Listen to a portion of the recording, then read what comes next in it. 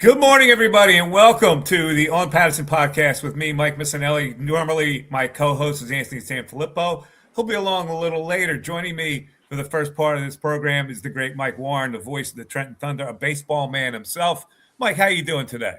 Doing great, Mike. How about yourself? Opening day doesn't get much better than this. Opening day, baseball season is upon us finally, and we got a corker for today at the Citizens Bank Ballpark where Christopher Sanchez against Nate Eovaldi, a very interesting matchup. Now, listen, let's face it, as much as we complain about the Phillies and what they haven't done and whether they're running it back or whatever, they are a contending ball club. They're a solid contender to win the National League and get to the World Series. Of course, they got that big juggernaut ahead of them, the Dodgers. But this is a good baseball team, and I'm curious to know whether you think this is the best Phillies team they put on the field with Bryce Harper. I don't know if it's the best necessarily. I don't think it is. I think last year's team on paper looked a little bit more attractive than this year's team does. But again, you don't know what you're going to get with Adolis Garcia. That there's a lot of potential that they see with him in right field versus what they got with Kepler last season. I think this is one of the better teams they've put on paper for Bryce Harper, especially when you talk about the pitching standpoint. But from surrounding him in the lineup, I just don't know if it's the best yet. I think pitching-wise, though, you could argue that absolutely. Really interesting that you say that because to me, there's no question in my mind that it's the best team they put around Bryce Harper. And that's mainly because their bullpen is a lot more buttoned down. I mean, last year, look who they were going with for a closer. And, all the stuff that happened in the pen last year. The rotation is solid. Painter, of course, we have to see if he can do it at a big league level. But their 5 starters are pretty damn good. Their bullpen has been hammered down with the acquisition of Duran is a monster help. And, they've got guys that have been around the block, and a couple of them want to come back from lackluster years, namely Bryson Stott, who looks like he's going to be a pretty good player this year. So I think their personnel is you're right about Garcia. We don't know, but we knew about Castellanos. Right. And so anything that we get from Garcia has to be on a par, if not better than Castellanos.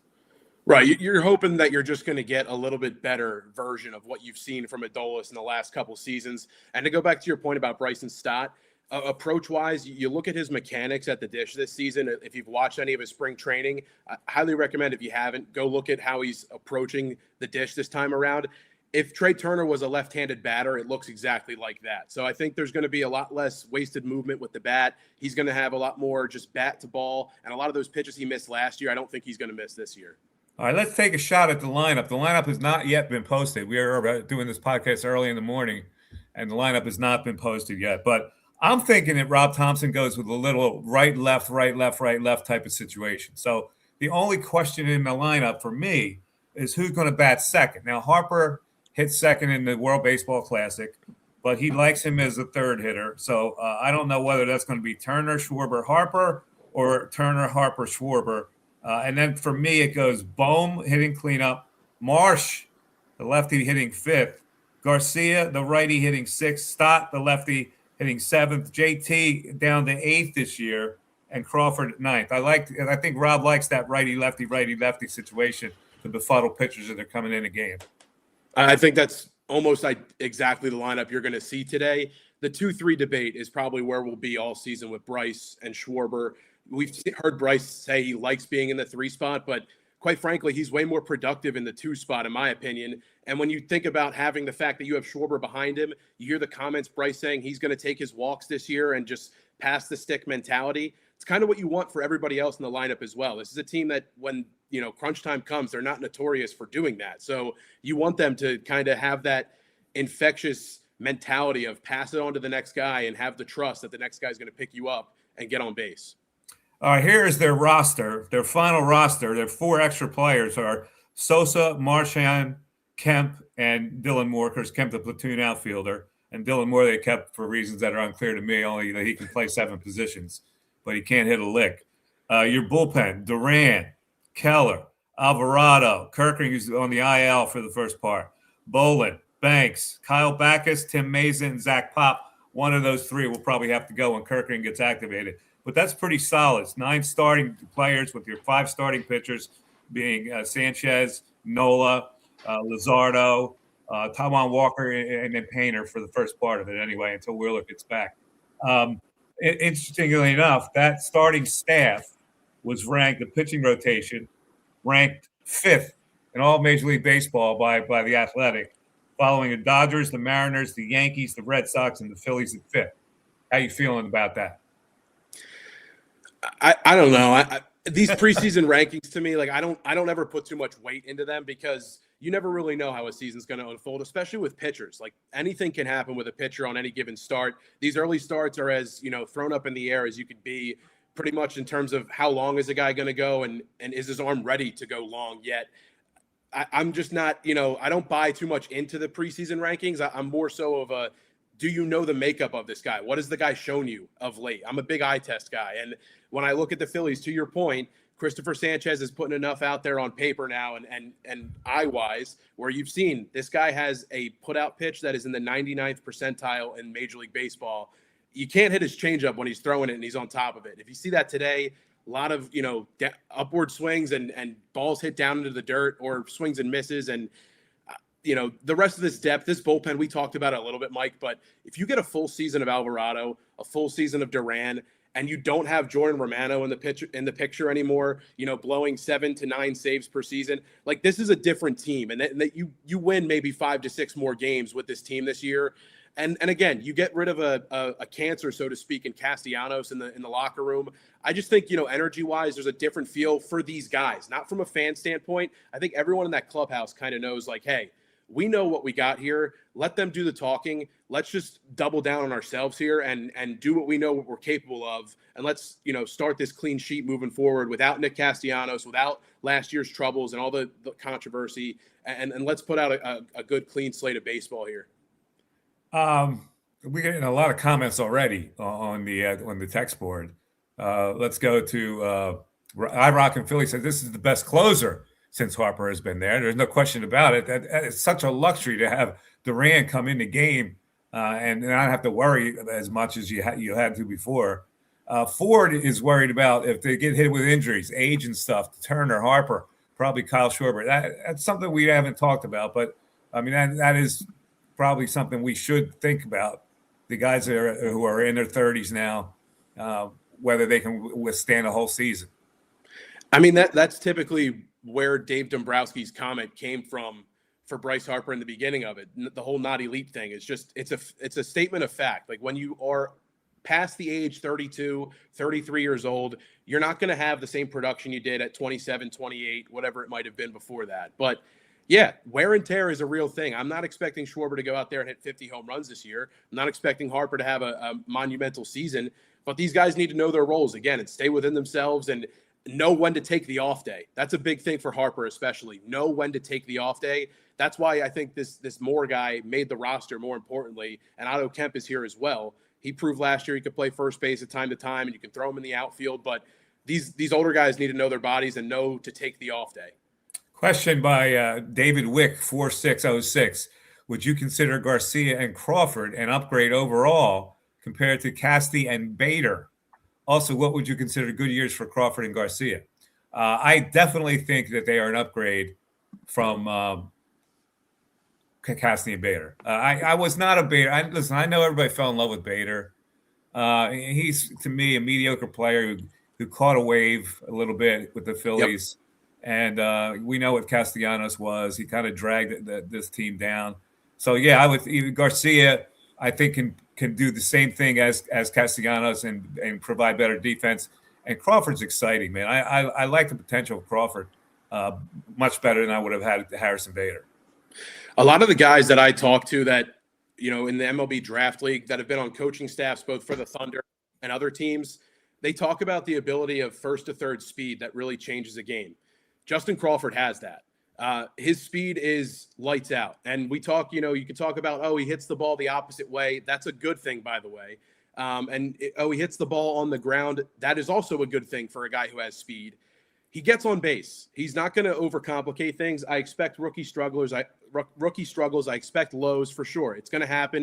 162 games, it happens. But first to third speed, he's going to be in the 9 spot this season for a reason. If you can get Crawford and Turner on the base paths at the same time, it is going to be a nightmare for the majority of the other team's pitching staff. So that is where the Phillies are from a mindset in terms of lineup construction. Garcia, in my mind, I mean, if he can hit above 235 and give you 20 home runs and 80 RBIs, that's a great season. I don't know if we're going to get that. How about that 235? I got to see it better than 235. Above 235, I'm saying, because that's where it's got to be. It's got to be in the 250s for me. Yeah, agreed. I think, to start the year, you're going to see a bit of a revolving door in the outfield. My not so hot take to start this season is that I expect Otto Kemp to kind of be a guy that Phillies fans cling on to, because you're going to have, again, the highs and the lows with Crawford early on. You don't know what you're getting with Garcia, and you know that Otto Kemp has great bat-to-ball skills, so he's going to get some reps just by default when guys struggle early on. Not so sure about Kemp. I still have to be sold on whether Otto Kemp is a bona fide major league player. That's fair. Small sample size. I got a good Otto Kemp story for you real quick. A couple guys that played for the Thunder played against Otto Kemp both in high school and in college. One kid played against him, and this is probably why he has a lot of injury problems now, but said he played with pretty much a broken hand one game. Went 3 for 4, 2 doubles, 5 RBIs. Another kid that played against him for his whole high school career and twice in college said if that kid never got hurt, he would have been a bona fide potential first round pick. Wow. Otto Kemp has that potential still. It's just the question mark, can he stay healthy? So we'll see if that can come to light this year. Yeah, we'll see if he's got some pop. But here's a question. Yeah. Could the Phillies have 5 20-plus home run hitters in this lineup? Do you see 5? I do. I absolutely do. Give me the 5. The obviously Harper and Schwarber. What do you got? Who else? Turner, okay. Turner, Bohm, and I'm going to throw Stott into the mix this year. I think Stott. You got Bohm and Stott into the mix. No Garcia. I don't know. I mean, Garcia is like what I would say is the obvious, pick from an outside perspective. You see the big muscles and you see him up, hitting, and it looks real attractive. But it's boom or bust with him. Stott, again, with the approach that he has this season, I think he's going to run into some pitches and he's going to have a little bit more pop than he did last year. Oh, we got a lot of texts coming in. This is definitely a better team than last year. It's Jay Sporman. The outfield D is better. The lineup is about the same, and I expect them to have better years, so that's an upgrade. And the pitching is better from 1 to 12. He's not wrong. I'm normally not a guy that's overly optimistic, but I really like the way this team sets in. Yeah, the talent is there. The potential is there, and again, like this seems like a group that wants to move forward, and they're not listening to the outside noise like they have in years past. This team has fallen into the Red October trap however many times now. I think they're past that. I think they're really thinking more so like, let's focus on taking 2 of 3 every series. That's the goal. And then when we get to the playoffs, it's time to reset and have that, new season mindset. But this is a team that's been there, done that. It's time for them to actually do the thing that the fans want them to do and bring home the trophy. No, the concept about running it back, the Phillies do have 11 different players on the roster than they did last year. That's quite a significant amount of players, right? At the start of last year, they have 11 different players. It is. It's honestly that's a mindset change too, though, Mike. Like when you bring in different guys like that, that means you got rid of some guys that weren't necessarily fitting the mold or the mindset or the mantra that's in that clubhouse. So, yeah, when you bring in a haul of 11 guys, and again, a lot of them are pitchers. I'm excited what this Backus guy can do. Really, the lefty arm slot for him, having that out of the it's interesting. It's really going to mess with some guys this year. I think he's going to secure some outs for them in some big moments. Not saying that Strom couldn't do that for them in the past, but just not the same arm angle, and that makes or breaks a left-handed pitcher, I believe. All right, the odds to win the World Series have been posted. Mike Warren, who's joining us today, Anthony Sanfilippo will be along soon. Here's the thing with Anthony. Anthony covers the team on Pattison. So all the writers are not allowed in until 11:30. They lock the gates until 11:30. That's when they open the ballpark. So Anthony will be along somewhere along those hours. Odds to win the World Series. Let's see if you can go down the list and guess where the Phillies are. Who's your odds-on favorite at plus 220? The Dodgers. Correct. Second. Is it the New York Mets? The New York Yankees. The Yankees, okay. Third, the New York Mets at plus 1,200. The Yankees plus 1,000. So there's quite a big difference between the Dodgers and the second place team. Yeah. The fourth team, World Series odds. Blue Jays. Blue Jays are fifth. Fourth. They got the Padres ahead of them? Nope. Padres are not listed.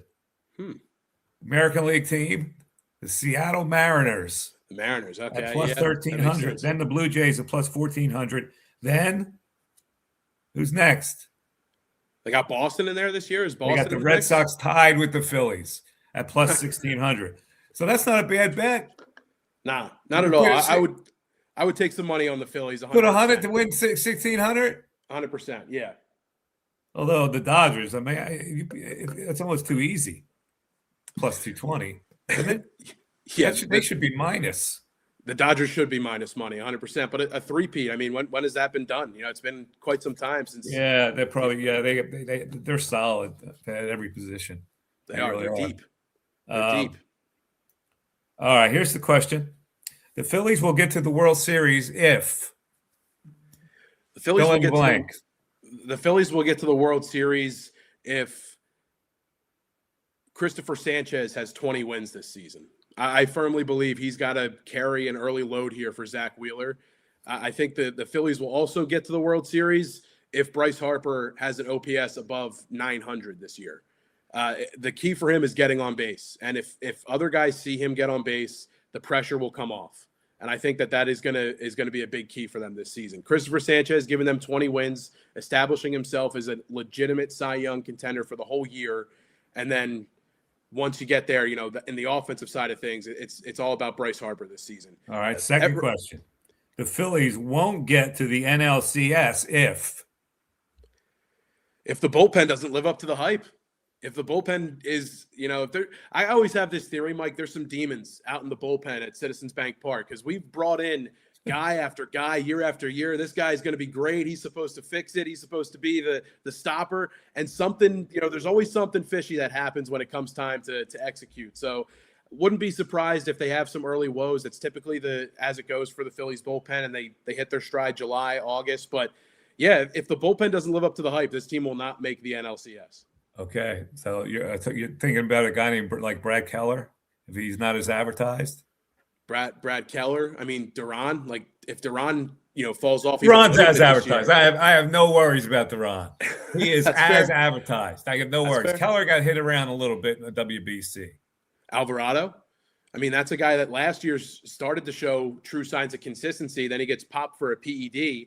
I don't know if he's able to consistently put it together, especially early on in the season. He's a guy that doesn't pitch well in cold weather. All right, let's go back to our text board here. 94 wins, division title, says Jay Sporman. I realize this is an if, but if Wheeler's healthy and himself, this pitching staff is amazing. Do you think all these guys hit their peaks? Teams have aging bats, JT, Bryce, Trey, Kyle. Do you think all these guys already hit their peak? No, I don't think so. I don't think that at all. I don't think any of them have hit their peak yet. I do worry occasionally about Bryce Harper because he's missed a lot of hittable pitches lately, and he missed a lot of them in the World Baseball Classic. But again, early in the season, timing not quite there yet. So, my favorite thing is that, you know, the critiques for Bryce missing those pitches where people online, you know, the all-knowing Twitterverse, people saying, oh, it's bat speed. His bat speed isn't there. It's not always bat speed, guys. Like you miss pitches sometimes. The pitcher is good too, you know. Like it's not like Bryce Harper is the best and every pitcher is beneath him. Like no, the pitcher wins sometimes as well. Yeah. So like that's a real thing, you know. Like his bat speed is fine. It's not that you miss pitches sometimes. Just simply put. What was I going to say? Oh, the second most important player for you. If Harper's the first, who's the second most important player that you're looking at in this game, in this lineup? Bryson Stott. 100%. It's Bryson Stott. I know, like, again, we talk about what you know, right? Like Trey Turner, you know what you're going to get with him. He simplifies things at the dish, good bat-to-ball skill. This is the season where Bryson Stott has to prove you're not taking me out of the lineup for left-handed pitching today. You're not. He has to be in the lineup every day. He has to get on base consistently. We're done with the sub 700 OPS to start the year. He needs to get off to a good start this year. And again, I'm harping on the mechanics at the plate, but these changes, you look at where he was, when he hit the home run against the Marlins in the playoffs, his big moment, right? A lot of wasted motion up here, twirling the bat, an open stance. Yeah. When pitchers see that, they know to go, okay, we're going under the hands or we're going back foot. And you looked at a lot of those strikeouts last season. Go watch them. Go look at the outs, the pop outs. It's under the hands and it's back foot breaking balls. So him changing to a tighter, more compact, less movement stance, again, he's going to get to balls that he didn't get to last year. He's going to get on base more. I just think that Bryson Stott is so crucial to this lineup. His success could really make or break them reaching the NLCS or being a World Series contender. He's kind of going to a Chase Utley type of swing now. Yeah. Where he lowers the hands a little bit, stays more relaxed. And then that's interesting you say for me, it's Garcia. He's a mystery wrapped around in riddle, an enigma. I don't know what I'm going to get from him. He's the most important player. If they can get output from right field, that is going to help them a great deal that they didn't get last year. Absolutely. So he's my most important guy. And I think you're going to get a defensive lift from him out in right field too. There's some things that Nick wasn't necessarily good at. You talk about coming in into his left, fielding the ball versus going out into his right. Adolis, I'm not sure in terms of tracking, but arm-wise, he's put it on display a couple times in spring training. The arm talent's there. So you're going to mow down a couple more guys, I feel, or you're going to hold guys to one less bag than you would if Nick Castellanos was out there with that lollipop arm into second base. He's made a couple good throws at the plate, though, in his day. He did.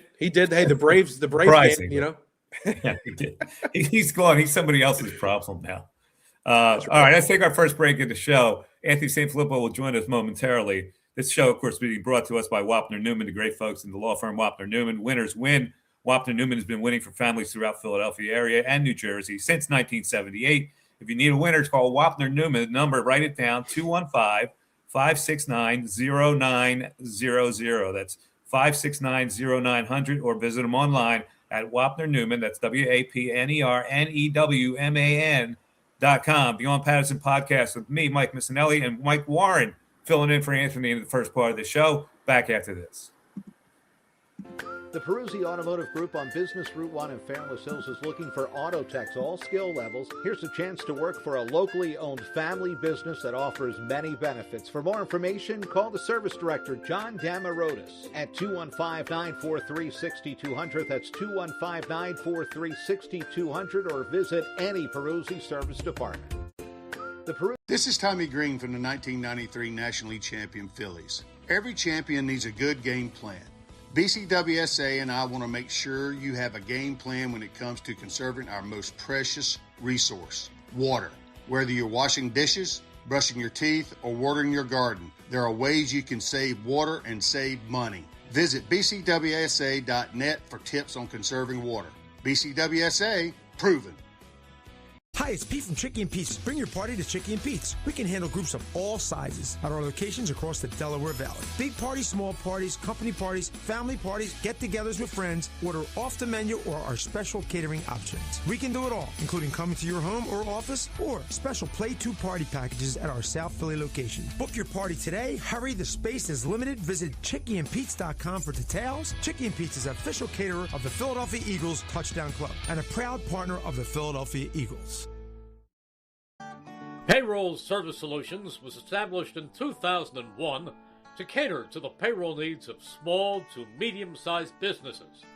Payroll Service Solutions offers unparalleled customer service while they deliver a complete and accurate payroll. When calling Payroll Service Solutions, you will never be put into a voicemail or go through a series of prompts to get to a person. All customer service representatives are extensively trained to handle all of your payroll needs, therefore saving you time. They value each and every one of their clients. No account is too small. Call Payroll Service Solutions today at 1-866-PAY-EASY for a no-obligation review of your payroll needs. That number again is 1-866-PAYEASY.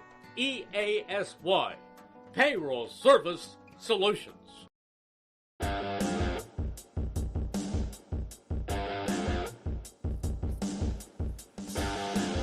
This is kind of a Phillies pregame show. The opener today at 4 o'clock at Citizens Bank Ballpark on the On Pattison podcast with Mike Missinelli. Mike Warren is with me today until Anthony Sanfilippo gets in, and then literally gets in the stadium. A great pitching man. A lot of people don't know that much about the Texas Rangers, but they're solid. And the Phillies are going to face three pretty good pitchers in this series, Mike. Without a doubt. It starts today, right? Nathan Eovaldi, a guy that has so much movement on his pitches, and honestly, he fares pretty well against this lineup. Harper's had a decent amount of success against him across 24 at-bats. He's hitting around 333 with a home run. Bryson Stott, small sample size, 1 for 2 against him. JT has struggled against him. Trey Turner has. So it's really up in the air today. You know, this is where Kevin Long makes his money. It's on opening day. How do you prepare for the pitcher? How are these guys going into it analytically? What are they looking at? What is the one pitch, one spot they're going to hunt today with this guy? Me personally, just looking at him, you know, a 97-mile-an-hour fastball is what you got to be sitting on. I know the slider is the put-out pitch, and it's one that he can tunnel with the fastball, but you got to be looking fastball, one pitch, one spot, be ready for it. And that's the one thing that the Phillies have kind of struggled with in the past. It's 95 elevated in the zone. I think Eovaldi is going to try to attack with high heat today. It's going to be a test for these hitters early on if they can get on top of it. Game 2 Saturday, Aaron Nola versus Jacob deGrom. Oof.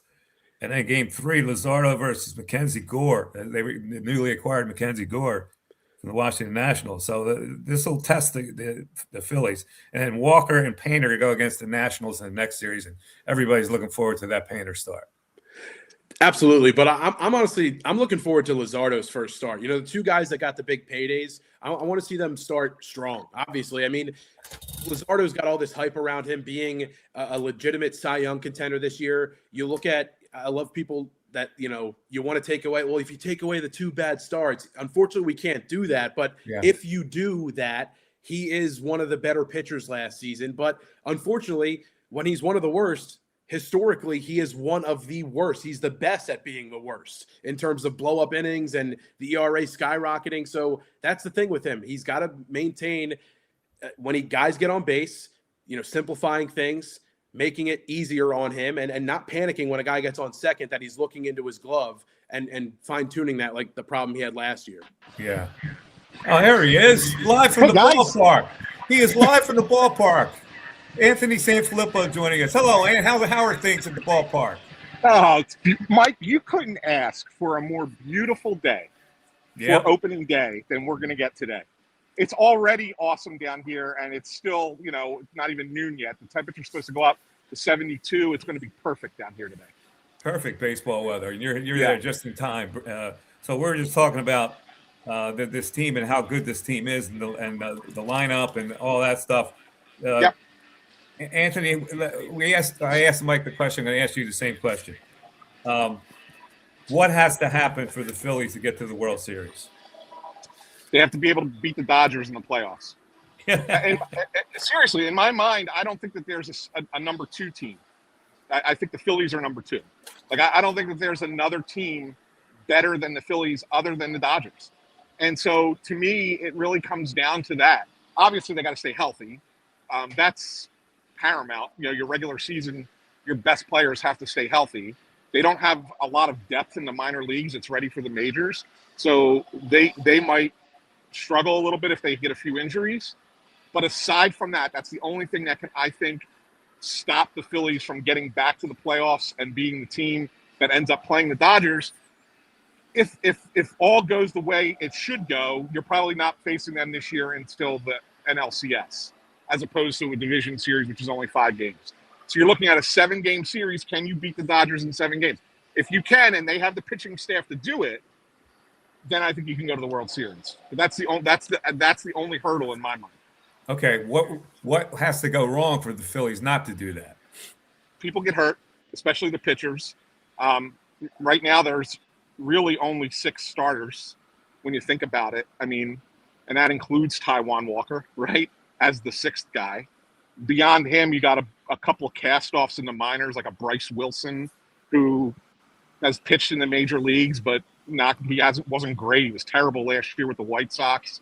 Alan Ronhell. Like, what do you have after that? Yeah. So it's incredibly important for those guys to stay healthy. If you lose any of your starters for any length of time, that's problematic. And that could be enough to make the Mets pass you in the division, and then you have to play a wild card, and it's a whole different path coming from the wild card than it is from the winning the division. So I think that's first and foremost. And then secondarily, Mike, the lineup has to hit. It's got to be better, especially the cleanup spot. It's going to start with Alec Boehm, but if he doesn't come through, then it's got to be Adolis Garcia. Those guys have to be able to hit. If they don't, that's an indictment on Dave Dombrowski and the front office for not providing that player this offseason. There's a lot of people that think that the manager, Rob Thompson, is on the hot seat if the Phillies get off to a bad start. Are you feeling that? I mean, I don't think he's on a hot seat. They would have to be really bad, Mike.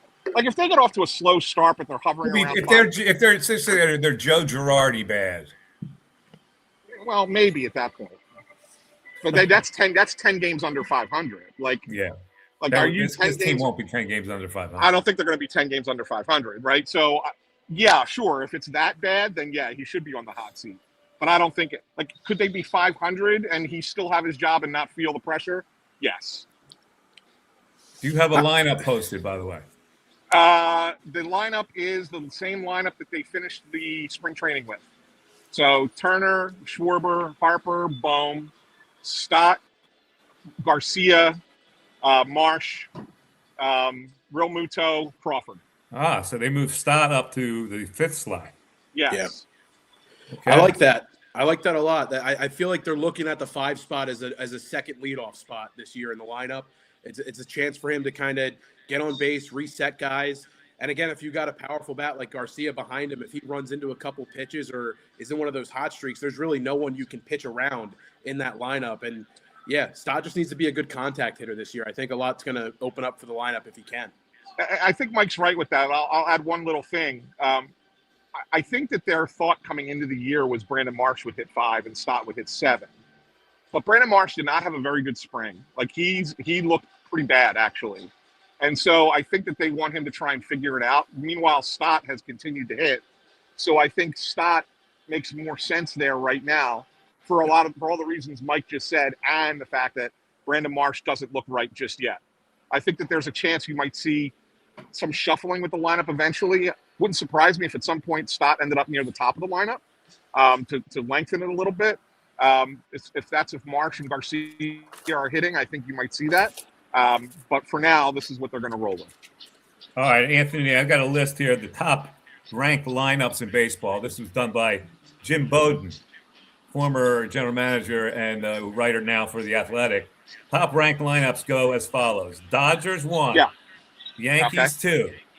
Yankees 2. I don't know. I mean, I guess Aaron Judge just makes that a better lineup. I don't get you're not buying it. All right, okay. I don't like get it. The Yankees. All right, number 3, the Orioles. I mean, they got a lot of talent, but they got to put it together. They've had guys had down years last year. This is just the lineups that are ranked. Yeah. Don't have a hissy on me here. I'm not. It's like I'm not blaming you. I'm blaming Jim Bowden. All right, number 4. Number 4, the Blue Jays. That's fair. Okay. All right, number 5, the Braves. Okay. I mean, you guys shaking your head. Mike Warren shaking his head. He's not buying the Braves. I don't know. Well, you got Acuna is a star. Olsen hits for 40 home runs. If Austin Riley has a really good year, like he could have a bounce back. Like they got some talent there. The kid Baldwin, who's the catcher, like there's some talent there. I'm okay with saying that the Braves have a really good lineup, but I don't think their lineup matters when you consider the fact that they have 5 guys on injured reserve right now on the injured list who would be a starting rotation for 20 teams in Major League Baseball. That's ridiculous. It's crazy. I was just about to say the same thing, Anthony, real quick, Mike. But like with the Braves lineup, when you look at it, one, Jerks and Profar not in that lineup again this year. It's another big loss for them. Austin Riley, can he bounce back? Big question mark there, in my opinion. But he is a Philly killer, so I think he'll do just fine in the division play like he normally does. But again, like when I look at the Braves and the Phillies lineup, I think it's bar none the Phillies have the better lineup. Just 1 through 9, I think their lineup is way better. Bowden has the Mets at 6. No, no, I'm not with them. I'm not with them on that either. I'm just not. I don't know. I think we made so much of a big deal about the Bo Bichette thing that I think we're going to end up watching this season and go, that's what we were all fired up about in the offseason. Like, possible. Good Number hit, 7. Good hitter, but not great. 7, the Chicago Cubs. Wow. Anthony's not feeling this at all. Anthony is not with Jim Bowden. I'm not. I mean, you take Kyle Tucker out of their lineup and you add Bregman. I mean, I don't think that's an even swap. And the Phillies had a better lineup than the Cubs last year. So, like, Agreed. why is it better? I don't know. Number 8, the Brewers. Come on, they can't hit a home run. I mean, I like them. I mean, they're scrappy. They're fun, but I mean, they have no power. How is that a better lineup? Jory, Number 9, the Red Sox. No. And I mean, look, I like Roman Anthony. I think he's going to be a star for the Red Sox. But I mean, what? I don't know. Like, there's a lot of questions. You seem to be miffed that we haven't said the Phillies yet. I'm very miffed. Not that I think that the Phillies have a great lineup, but they're better than a number of these teams. Agreed. The Phillies are number 10, behind the Red Sox. I'd probably have the Phillies 5 or 6, if I'll be honest. Then it goes Mariners, Athletics, Padres, Tigers, and Astros. The Athletics getting some notice this year. Well, the A's can hit. Like, there's some pop in that lineup. Problem with the A's, they don't have any pitching, but they have a really interesting lineup. I'm kind of surprised that the Tigers aren't a little bit higher. I think the Tigers are a team. That's the team I think is going to surprise. Well, not surprise. I mean, they were a playoff team last year, but I think that's the team that could end up going to the World Series out of the American League this year. So that one surprises me a little bit that they're not higher. I don't know. I just think I think he missed the boat on a couple of these teams. I really do. Okay. All right, that's fair. All right, I also want to go. There was a story I was reading of 10 questions about the Phillies. I want to see how you guys react to these 10 questions they have about the Phillies. Number 1, Trey Turner. Can he maintain his defensive production, Anthony? He looked like it in spring training. I mean, you don't really put a lot of stock in hitting stats in spring training, but fielding's fielding, right? And so, like, the games that I watched when I was down in Florida and Turner played, he looked really good at shortstop again. And look, I'm as surprised as anybody that he had the year that he had defensively last year. I thought that he was terrible in 24 and that there was no way they could bring him back. That's how bad I thought he was. And then he was really good, almost Gold Glove caliber last year. That's how good he was. And then the spring games that I saw, I was only there for 8 days, but he looked good defensively. So I'd say he can.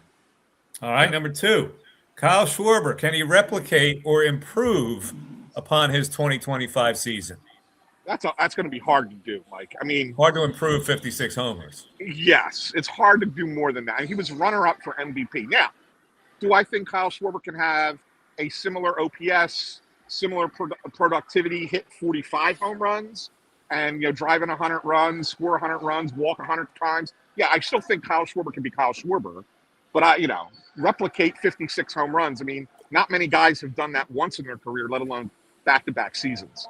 Yeah, I see a 40 home run season for Kyle Schwarber this year, and that's okay. That's okay. That's fine. That's fine. Yeah, that's fine. And we talked a little earlier with Mike. Are there 5 people in this Phillies lineup that can hit 20 or more home runs? And who would they be, other than Harper and Schwarber? I mean, Garcia should get there in this ballpark. He should get there. Turner can get there. We've seen it. He only hit 15 last year, but he probably wants to hit a few more this year. So I say, can he get there? Yes. Alec Boehm should get there. Like, he should. He physically should get there. But he's not shown that he can. I just wonder if in a walk year, in a free agency year, if all of a sudden we start to see a little bit more power from him. So he would be. By the way, there are only 3 teams, three Phillies teams that have had that. Can you name who they are? What years they were? Wow. 5 guys with 20 or more home runs. Yep. I'm going to go 07? One happened recently. 22? 23. 23. Okay. Was 07 one of them? 07 was one of them. Yeah. So I remember they could hit, but they had no pitching that year. And how many more? 2 more? One more. 1 more. 5 guys with 20 home runs. You're close. You're close with 2007. 09? 09 is correct. Okay. Nice work. I know. All right, I knew it wasn't 08. That was interesting. Yeah. That was the year they won, and they didn't have that. So Yeah. The third question is an athletic story. Bryce Harper, will he bounce back? I say yes. I think that I think he's going to have a good season. The interesting thing was him telling reporters, I think it was the day after I left, that he wants to walk 140 to 150 times. I think that's an astronomical number, right? It really is. It really is. Even the year he won MVP here, he only walked 100. So, like, can he get to 100? Yeah. I think it's probably more likely in the 80 to 90 range. And if he's there, I think that he'll have a really good season. To go on that point real quick, Anthony, yes, go ahead, Mike. If Harper wants to walk more, and I learned this from Jeff Manto, that means he wants to do something when he walks. Not saying he's going to be a speed demon stealing bases, but he wants to be effective when he's on the base path. So if he wants to walk more, then he needs to be a threat, because your power guy walking does nothing for you. So if he's going to get on base at a higher clip, you should expect to see Harper try to swipe second every, a little bit more frequently than he does in the past. Maybe so. I think that his mentality on this is that he got so chase happy last year that nobody was throwing him strikes. And so I think that he's looking at it as, if I walk more, it'll force pitchers to throw more balls in the zone, and therefore I can do damage as a power hitter at that time. I think that's his mentality. Whether it happens or not, we'll see. But I think that's what he's going for. I gotta be honest. I don't want him running the bases like that. I don't want him being reckless either. But I'm just saying, the mindset of a manager, of a hitting coach is, same thing when Schwarber walks. It's like, okay, thanks for walking, I guess. Like, this is the new mindset of hitting. It's almost as if some of these guys would rather you strike out instead of walk, because it's like, what good does Kyle Schwarber on first base do unless the guy behind him is going to pick him up? And again, we talk about the pass the baton mentality and stuff, but the Phillies struggle to do that. Situationally, they need to be a better hitting team this year. And if they can actually pass the baton and make the pitcher get them out instead of getting themselves out, then we're talking about, okay, we're fine when Schwarber walks and Harper walks. But when you got a guy clogging up first base, it doesn't do anything for you other than make the double play that much easier. Back to questions to Alec Boehm now. Will this be the year that he can be the good cleanup hitter? I mean, it all adds up for that, Mike, but I'm not buying into it. I just don't think Alec Boehm – I think we've seen what Alec Boehm is. And if Alec – and I was having this conversation with Jim Salisbury from NBC Sports the other day. If he just hits – if he was hitting 6th in the lineup, nobody would have a problem with Alec Boehm if he was your number 6 hitter. The production that he gives you is akin to what a number 6 hitter should give you. Mm-hmm. But the fact that he's hitting 4, we hold it to a higher standard, right? And so, therefore, you're expecting more out of him than what he probably is. Should he produce runs? Yes. If Turner, Harper, and Schwarber are getting on base, Alec Boehm should drive in close to 100 runs just because he's a contact hitter, right? But I don't think anybody's going to look at him and say he's going to suddenly turn into a prototypical cleanup hitter, because he's not. That's not what he is. If Alec Boehm hits 280, 285, hits 15 to 20 home runs, and drives in 90 to 100 runs, you're happy and take it. All right. Bryson Stott, is his spring training performance sustainable? He went 336, 438, 634 with an OPS of 1.072. Is the spring training number sustainable? No, they're not going to. He's not going to do that this season. But what I will say is I'm bullish on him. I think he's going to have a really good year. And that stems back to last year. If you remember, it was late July when they made a change to his batting stance. And he kept his hands lower, less waggle, less movement in the box. And he was more short and compact to the ball. stopped hitting those lazy pop outs to left field, shallow left field, started driving the ball more to the pull side, which was good. And he was really good. He hit over 300 in the second half of the season. And then you see him continue to do it in spring training. I think that player is there. And so I think Stott will be a really good on-base guy for the Phillies this year. But I don't think you're going to see him with an OPS north of 1,000. That's not going to happen. Question number 6. Adolis Garcia, what will his production be? Great defense in right field. I'll say that. He's got a hose, by the way. He's got an arm in right field that's – I'll throw a name out to you, Mike, kind of reminiscent of. It's not this good, but it's close. Dave Parker. Oh, yeah, Dave Cobra. Parker? Yeah. The Cobra, yeah. He's got a gun in right field. So that's huge. Offensively, in this ballpark, because it favors right-handed power, I think he will get you 25 home runs. What I'm not sure of, but I was encouraged in spring training, is can he be more controlled at the plate and not chase bad pitches? So the one thing that impressed me, again, I don't put a lot of stock in spring training numbers, other than the fact that he had 49 plate appearances and only struck out 5 times. So that meant he wasn't chasing. So if he stays committed to that, that'll be a positive for the Phillies. Now, you gotta remember, he's been in the league for how long, right? He's 32, 33 years old. He's very set in his ways. By June, is he going to still be that guy trying to be patient at the plate, or is he going to start chasing everything again? That it's a long season, so you got to wait and see. But if he can maintain what he was doing in spring training from a selectivity perspective, he'll be a benefit for the Phillies. All right, how about this? How will the platoon in left field look? I know Mike Warren is concerned about that. Well, it'll be Brad Marsh and Otto Kemp.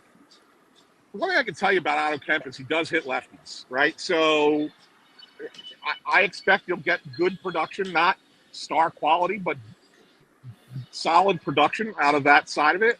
Brandon Marsh is the one that, he's the guy that's got to find his way. He was good against righties last year, and you hope that he replicates that. If they replicate what they did situationally against Marsh against righties and Kemp against lefties last year, they will combine to be an over 800 OPS, which is really, really solid for the position. But I'm not convinced Brandon Marsh, he had a terrible spring. He looked awful in spring training. Again, I don't put any stock in the numbers. It's just you watch his at-bats, and they just didn't look comfortable. They didn't look good. Yeah. And so you worry that, is he going to have a similar start to this season that he had last year when he was 0 for April? He can't do that again. He's got to be better than that. All right, number 8, JT Realmuto at 35 years old. What is he as the starting catcher?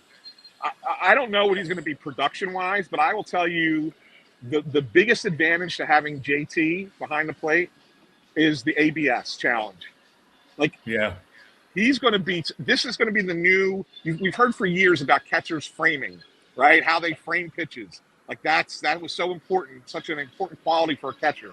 Now it's going to be how good are you at knowing the strike zone, and when can you challenge and overturn an umpire's call? He was perfect in spring training, 7 for 7 on the ABS challenge. I think he's really good at it, and I think that will be an advantage for Phillies pitchers this year to have JT back there behind the plate doing that. Question number 9, Justin Crawford. What exactly will he look like on offense against big league pitching? I don't know, but I'll say this. He's going to bat 9th. If he hits 260, 265, gets on base 315, has an OPS in the 675, 680 range, plays decent defense, steals 30 bases, that is all you need. That's all you need for him out of that spot. So shouldn't have all these exorbitant expectations for him. He's a rookie coming into the majors. He's going to make contact. He's not going to strike out. Just be that. If you be that guy, the Phillies are happy. And finally, Christopher Sanchez. Will he win this year's National League Cy Young Award? Last I checked, Paul Skeens still pitches in the National League, right? All right, yeah. No, he will not. Last time you checked? Last time I checked. Yeah, so I think that, when you look at Skeens, unless he gets hurt, he's the best pitcher in baseball, right? So he would have to be something would have to go wrong there for him not to be the front runner for Cy Young. That doesn't mean Sanchez can't. I think he could be. Here's the thing, Mike. If you go look at right now at the odds for NL Cy Young, the Phillies have 3 of the top 8 in Sanchez, Luzardo, and Wheeler. They're 3, 7, and 8, I think, in the odds. Like nobody else has that. That's pretty incredible. You know? It really is. All right, let's take a break. We're going to come back. Anthony, I got to get your take on the Flyers. They blew a golden opportunity the other night. Yeah, they did. Oh, man. And we'll talk Sixers basketball as well because the boys were back last night. Paul George with Embiid. No Maxey still, but Embiid went off. This is the On Pattison podcast with me, Mike Missinelli, today, joined by Anthony Sanfilippo and Mike Warren. And we're back after this. Penn Community Bank, we're your financial partner for all of life's moments. Our checking accounts are designed with you in mind, providing convenient access and 5-star mobile and online banking services to help you achieve your goals. Right now, you can earn a $350 cash bonus for opening a qualifying new checking account with direct deposits in the first 60 days. Visit PennCommunityBank.com/cash bonus to learn more. Penn Community Bank, here we grow. Offer terms and conditions apply. Limited time offers subject to change. As for full details, member FDIC. Hi, it's Pete from Chicky and Pete's. Come join us for happy hour weekdays from 4 to 6. Enjoy half-price orders of Chicky's wings, delicious pizzas, scrumptious hot, cold, or fried shrimp, jumbo soft pretzel with a trio of tasty dips, plus $3 domestic bottles, $6 Tito's, and $6 seltzers. Come join our happy hour weekdays 4 to 6. Come taste and enjoy. Only at Chicky's and Pete's. Are you living with relentless pain? St. Mary has a new way to help. Knee and hip replacements with a smarter process for faster recovery, earning prestigious awards for quality and value. A rapid recovery program has you walking just hours after surgery, and breakthrough advances such as custom-fit joints position you for a longer pain-free life. 215-710-5888. St. Mary Orthopedics. It's your health. Expect more. Ventresca Limited, the Delaware Valley men's store, is located in historic Doylestown. For casual clothing in denim to business suits and tuxedos, Ventresca Limited has a large selection you have to see to believe. The experienced and knowledgeable sales staff can show you the many brand labels that have made Ventresca Limited in Doylestown a must for men concerned about their image. Select from Canali, Brax Jeans, Hickey Freeman, Johnson Murphy Footwear, and much more. Custom alterations are free. Visit Ventresca Limited on the web at ventresca.com.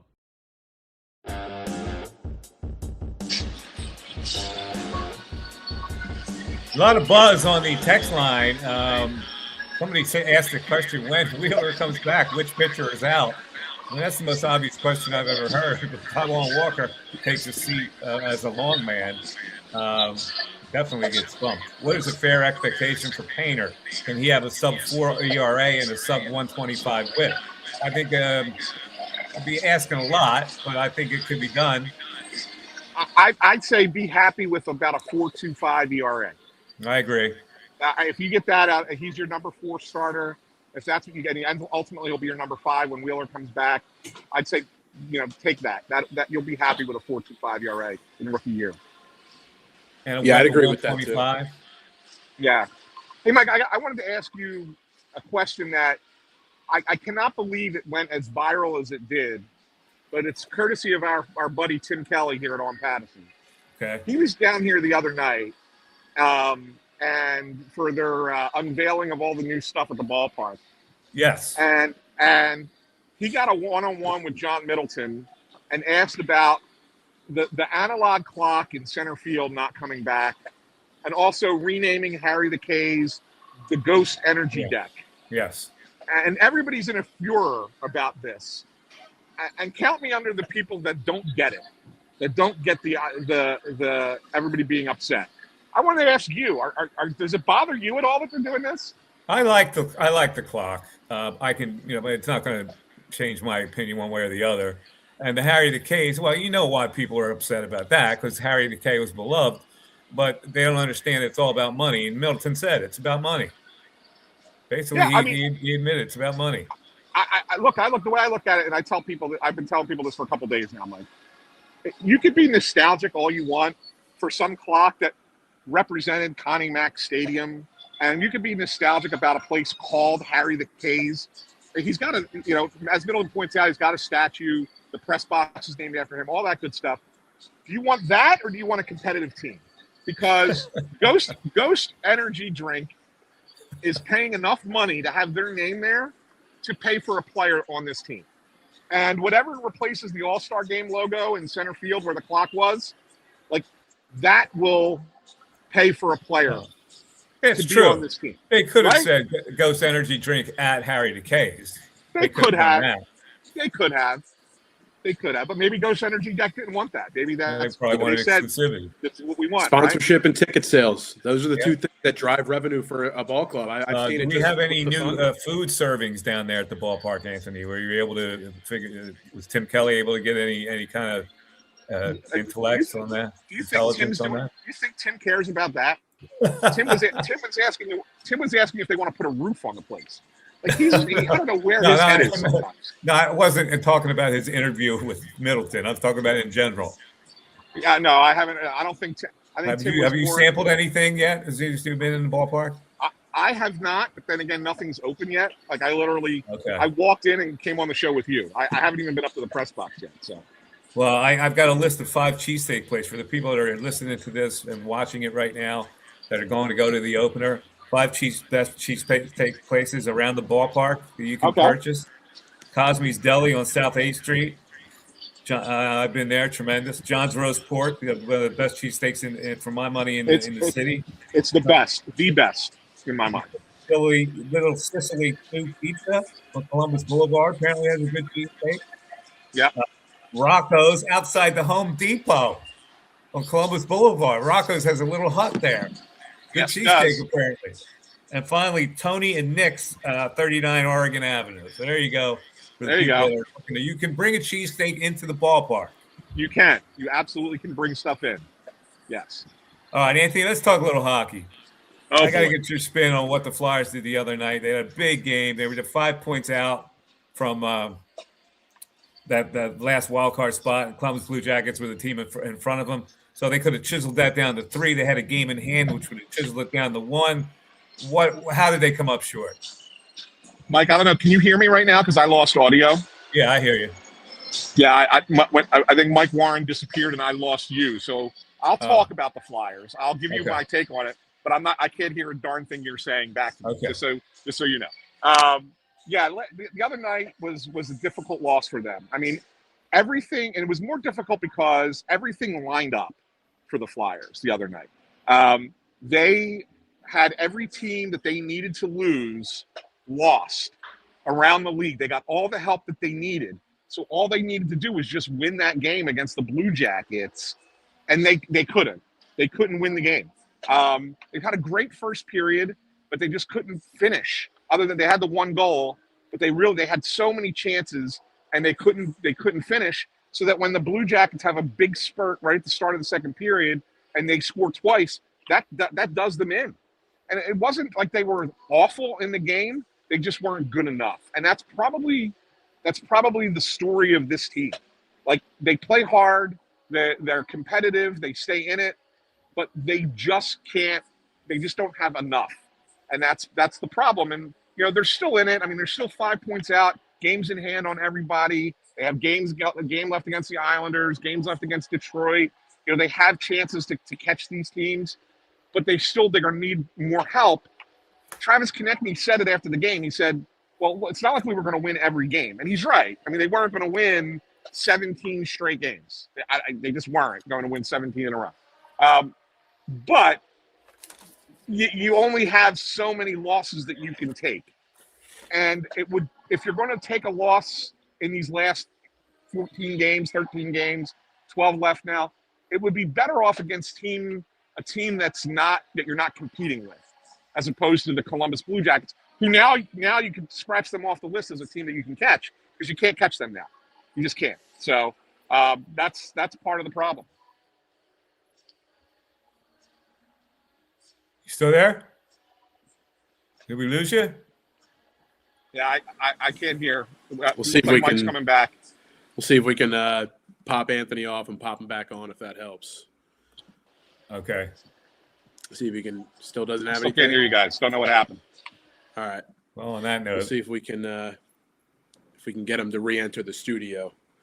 Get him to re-enter the studio. And I want to talk some Sixer basketball. They run like 157 points last night on the Chicago Bulls. They allowed 53 points in the fourth quarter to the Bulls, however. Paul George back in the lineup was 11 for 22, 28 points for George on a comeback night. Joel Embiid comeback night as well, 35 points, 12 for 17 from the floor, 8 for 9 on the free throw line. He had 6 rebounds and 7 assists. So the Sixers were on all cylinders last night. And they are now only a half a game out of 6th spot in the standings.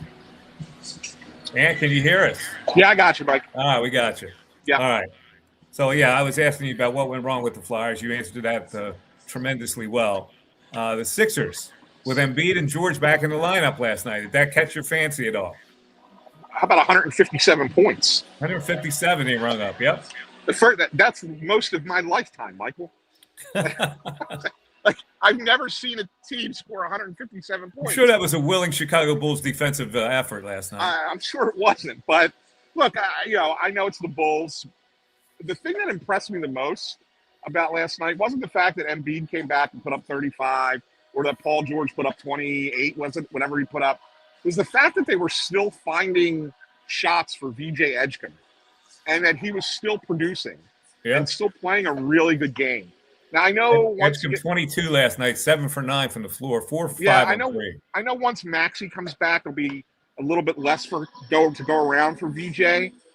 But I still think that there's something to that. Like, if you can get him some shots, it really makes their offense interesting in the postseason. And I don't know, Mike, if they're healthy, my God, we've said this a bazillion times about the Sixers.